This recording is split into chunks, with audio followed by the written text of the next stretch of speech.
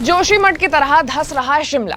जोशीमठ में जो हुआ वो तो बस ट्रेलर है, पिक्चर तो अभी बाकी है। जैसा कि मैंने आपको पहले भी बताया था कि ये अंत की शुरुआत है और धीरे धीरे करके और भी बहुत सारी ऐसी खबरें आएंगी और उसके एकमात्र जिम्मेदार होंगे हम इंसान। अब शिमला में क्या हो रहा है, क्यों हो रहा है, जैसे तमाम सवालों पर आज हम बातचीत करेंगे। Hello and welcome to Uncut, मैं हूं आपके साथ आशीष सिंह। लेकिन खबर में आगे बढ़ने से पहले आपको इस चैनल को सब्सक्राइब करके बेल आइकन बजाना होगा। शिमला को सिर्फ 25,000 लोगों के रहने के लिए बनाया गया था, लेकिन आज शिमला में 2 लाख से भी ज्यादा लोग रहते हैं और इसे और बदतर बनाने के लिए स्लोप्स बनाए गए, 70 डिग्री तक बना दिए गए, जबकि शिमला सेस्मिक जोन 5 में आता है। सेस्मिक जोन का मतलब वहां जहां भूकंप आने की सबसे ज्यादा संभावनाएं होती हैं, जिसका आज ये नतीजा निकला है कि शिमला अपने ही भार से धंसने के कगार पर आ गया है।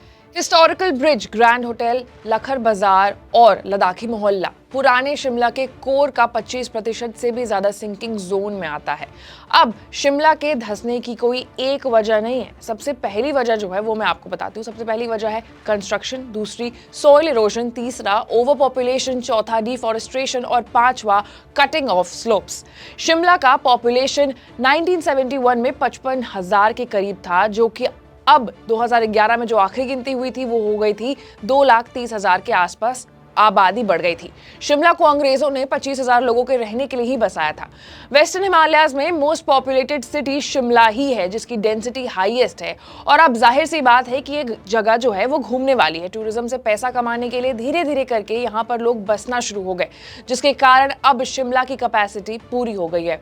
पिछले 2 दशकों में यहाँ पर भारी कंस्ट्रक्शन भी हो रहे हैं, जो कि पहाड़ों को खोखला बना रहे हैं। कंस्ट्रक्शन के कारण डिफॉरेस्टेशन होता है। डिफॉरेस्टेशन का मतलब पेड़ों की कटाई, पेड़ों को काटा जाता है ताकि वहां पर कंस्ट्रक्शन किया जा सके। और इसके अलावा सॉइल इरोजन होता है। सॉइल इरोजन मतलब जमीन के ऊपरी मिट्टी का खराब होना या फिर हट जाना। It's a form of soil degradation और कंस्ट्रक्शन के कारण ये सारी चीज होती हैं। डिफॉरेस्टेशन और सॉइल इरोजन से पहाड़ खोखली होती जा रही हैं, जिसके कारण भूकंप और लैंडस्लाइड आने का सबसे ज्यादा खतरा बढ़ जाता है। पहली चेतावनी साल 2000 में दी गई थी, जब लोगों ने रिज पर बड़ी दरारें देखी थी। ब्रिटिश काल से 10 लाख गैलन पानी के जलाशय को कवर करने के लिए रिज की मरम्मत के लिए कोशिश की गई थी। इसे ध्यान में रखते हुए नेशनल ग्रीन ट्रिब्यूनल यानी एनजीटी ने 2017 में शिमला में सभी residential, institutional and commercial constructions पर बैन लगा दिया था। देहरादून में Wadia institute of Himalayan geology ने भी उस बात पर इसकी सिफारिश की थी। However, हिमाचल सरकार ने कोई ध्यान नहीं दिया, वो अपने काम में मशरूफ रहे। शिमला ड्राफ्ट प्लान 2041 यानी कि SDP 41 में नोटिफाई किया गया था कि शिमला के कोर और ग्रीन एरियाज में कंस्ट्रक्शन सिंकिंग का खतरा बन सकता है, लेकिन कोई फायदा नहीं हुआ। शिमला अपनी टिपिंग पॉइंट को पार कर चुका है। शिमला कमजोर घुटनों वाले एक अधिक वजन वाले व्यक्ति की तरह हो गया है। ये अधिक आबादी वाला है और लैंडस्लाइड्स और अर्थक्वेक का खतरा यहाँ पर सबसे ज्यादा है। एक छोटी सी नेचुरल या फिर मैन मेड डिस्टर्बेंस इस शहर को धंसा सकती है और अगर रिज नीचे चला गया तो यहाँ जमा लाखों गैलन पानी यहाँ पर फ्लड हो जाएगा। फ्लड के तौर पर पूरे शहर में बिखर जाएगा।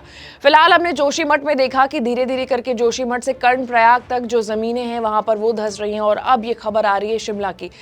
ये पूरा जो मामला है वो इस कारण से हो रहा है क्योंकि ये जितने भी टूरिज्म वाले इलाके हैं यहाँ पर हैवी कंस्ट्रक्शंस किए गए थे और अब कंस्ट्रक्शंस के कारण अंदर की जो जमीन है वो खोखली हो गई है। ये एरियाज जो है वो ओवर पॉपुलेटेड हैं, ओवर क्राउडेड है, जिस कारण से अब जो जमीनें हैं वो धंसनी शुरू हो गई है।